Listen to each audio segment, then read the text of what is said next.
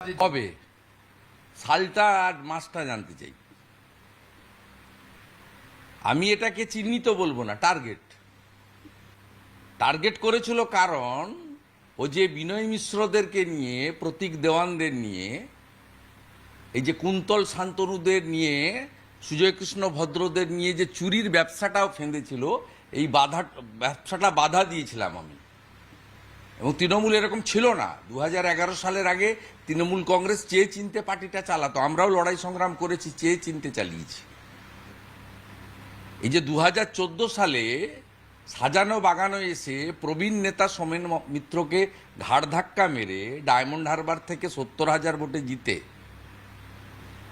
তারপর থেকে যে খেলাটা শুরু করেছেন উনি, এবং 16 সালের পর থেকে যত দুর্নীতি, যত অডিও ভিডিও ভয়েস রেকর্ড, যত এই যে মানে অ্যাপ্রক্স 3,000 কোটি টাকার মালিক এইরকম একটা নাবালক ছেলে, 11-র পরে আসা মাল, 3,000 কোটি টাকার মালিক, জেট চার্টার ফ্লাইটে ঘুরে বেড়ায়।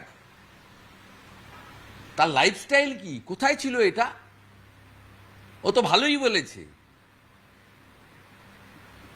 এই বিয়াদবটার জন্য, এই চোরটার জন্য তো তৃণমূল কংগ্রেসটা ছাড়তে হয়েছে আমাকে। আমি তো 21 বছর ধরে তৃণমূল কংগ্রেস করেছি।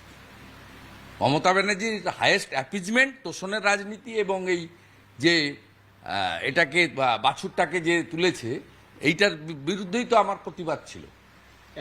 এবং আমি মনে করি এই ছোড়ার এতটুকু মনুষ্যত্ব নেই। মুকুল রায় আজকে কোথায়? মুকুল রায় আজকে হসপিটালে ভর্তি আছে।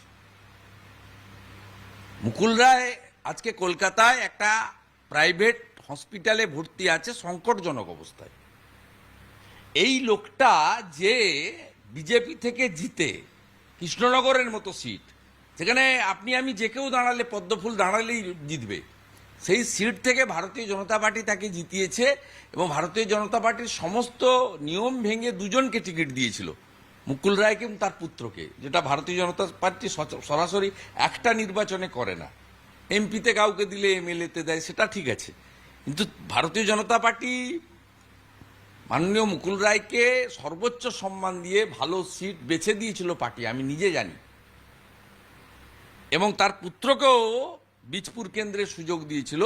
আজকে এই মমতা ব্যানার্জির কে ক্ষমতায় আনার জন্য মুকুল রায়ের যে কন্ট্রিবিউশন ছিল, আজকে দেখুন, আমার সঙ্গে তো বিরোধ আছে। সকালবেলা বলছে না শুভেন্দু, যেটা শুনছিস ঠিক না, আমি যাচ্ছি না। একটার সময় গিয়ে এই ভাইপোর হাত থেকে, এই কয়লা ভাইপোর হাত থেকে উত্তরীয় নিয়েছে, যে আজকে গদ্দার বলে তাকে বলল। তিনি আজকে হসপিটালে।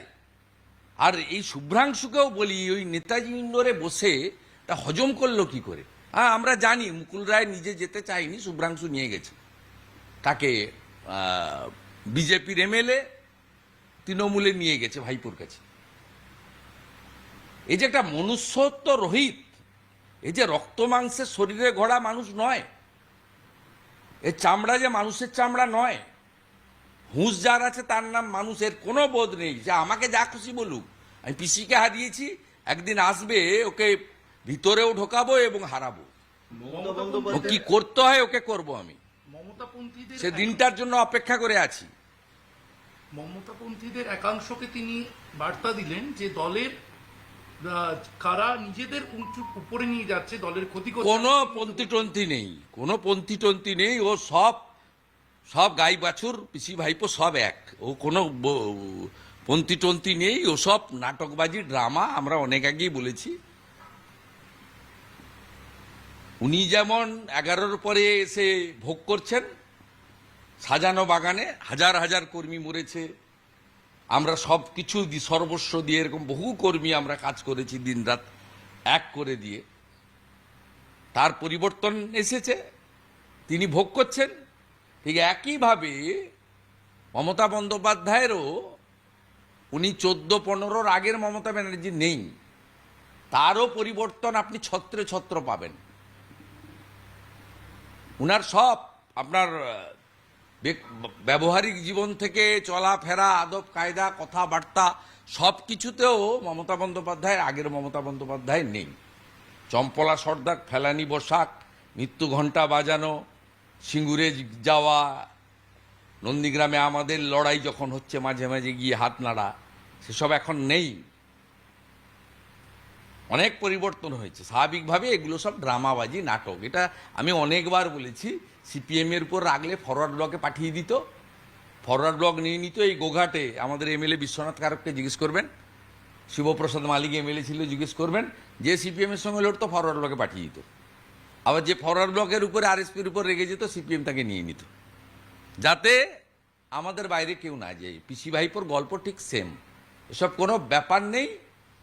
আর বলছে প্রশান্ত কিশোর চলে গেছে, আইপিএ গেছে, ওটা চোর একটা প্রতীকজয়ী।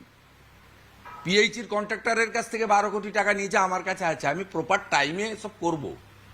গোয়াতে ইলেকশন করতে গেছিল, ওদের এগেনস্টে এনফোর্সমেন্ট ডাইরেক্টরেটের সিরিয়াস অ্যালিগেশন